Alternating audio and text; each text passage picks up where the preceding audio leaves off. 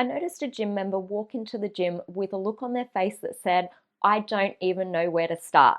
They weren't new to training, but the gym was busy, the equipment that they wanted was taken, and their plan fell apart.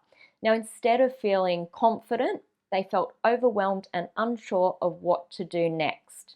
They told me that they usually just do pretty much the same routine each visit, but don't really have a structure. Now, I see this all the time with beginners, people returning to the gym after a break, and even regular gym goers who've lost their mojo. But don't worry, it's an easy fix. So in this video, I'll show you how I help my clients plan their workouts so that they walk into the gym with clarity, adapt when things change, and get more out of every session.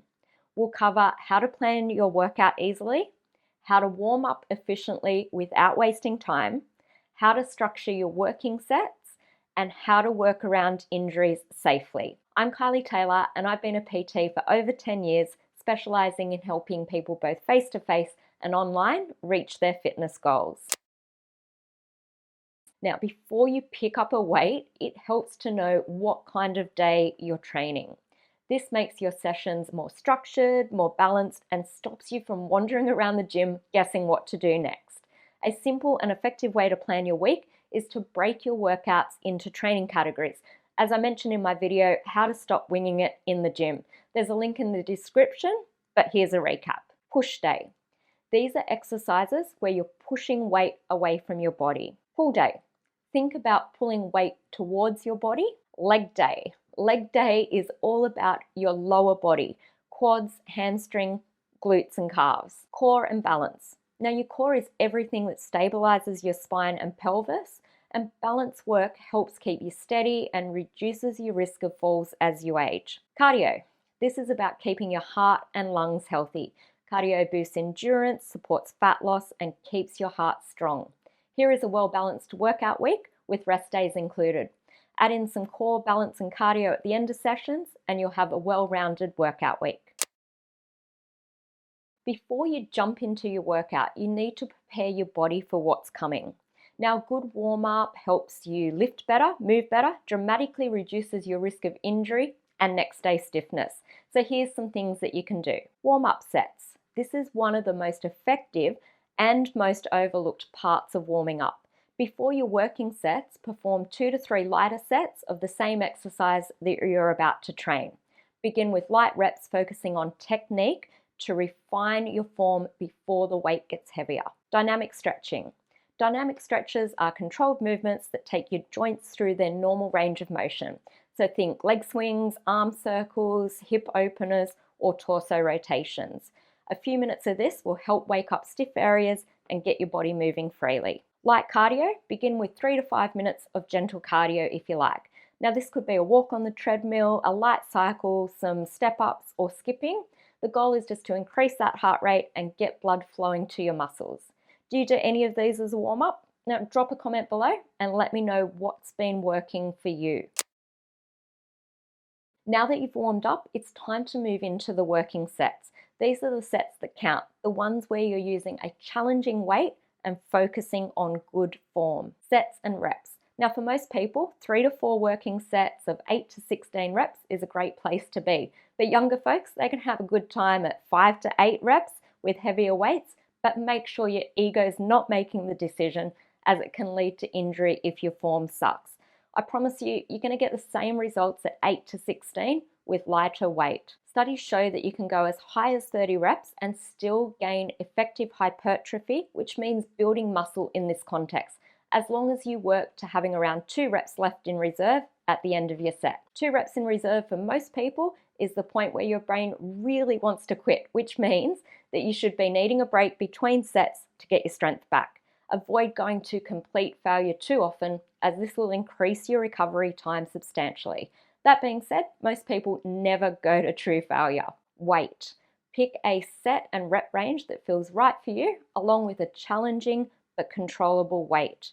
Your working weight should feel tough through your last few reps, but not sloppy. You should finish each set feeling like you had 1 to 2 reps in reserve.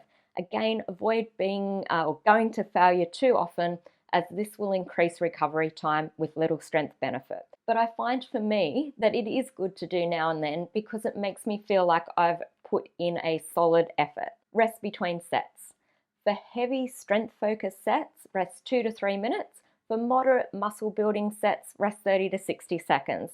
The rest is different for everyone. You're looking for just enough time to put in another solid effort. Equipment not available. Now, if the equipment that you had in mind is not available, just go back and think about what muscle group you were going to target. Think about, was it pushing or a pulling movement, and look for an alternative. If you're not sure, just flag down one of the floor staff, PTs, or someone in the gym that looks like they might know. Now, the good news is that you can usually keep working out while you recover from an injury. The goal isn't to push through the pain, but to keep your body moving without making the injury worse. When you're dealing with an injury, a very good warm-up becomes essential before you start training, so be a little bit patient. Listen to pain signals. There's a big difference between normal workout discomfort and actual pain. Discomfort feels like muscle fatigue or a burn during the last reps, but pain feels sharp, pinching, stabbing, or uncomfortable in the joints. If something hurts in the wrong way, stop. Your body is telling you something needs adjusting. Reduce the load or range of motion. Sometimes the solution is as simple as using less weight or moving through smaller range of motions until things feel better. Focus on slow, controlled movements and pain-free positions. Even if a movement is pain-free, avoid pushing that injured area to the limit. Leave extra reps in the tank, go lighter, and stop if anything feels off. When in doubt, get checked. If the pain is persistent, worsening, or affecting everyday movement, it's worth seeing a healthcare professional. A quick assessment can save you months of frustration. So, in summary, plan your workout. Start by knowing what types of sessions that you're going to do. Push, pull, legs, add in that core and balance and cardio. Warm up efficiently, so prepare your body with lighter sets, stretching or cardio. Structure your working sets. 3 to 4 sets and 8 to 16 reps is great for most people.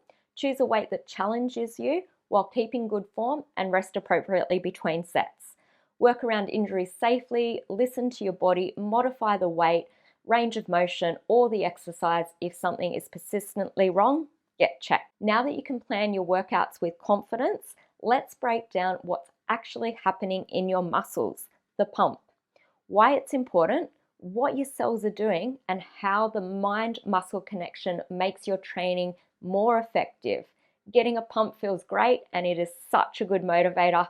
You won't want to miss it. If you feel like you could use some guidance with your health or fitness, I'd really love to hear from you. There's absolutely no pressure, just a friendly chat to see if we're the right fit for what you need. If you're in Wollongong, you're welcome to visit our gym. But if you're not nearby, we also offer online programs that give you the flexibility to train from anywhere with personalised support, custom plans, and direct access to a real PT when you need it. Whatever your goals, you don't have to do it alone.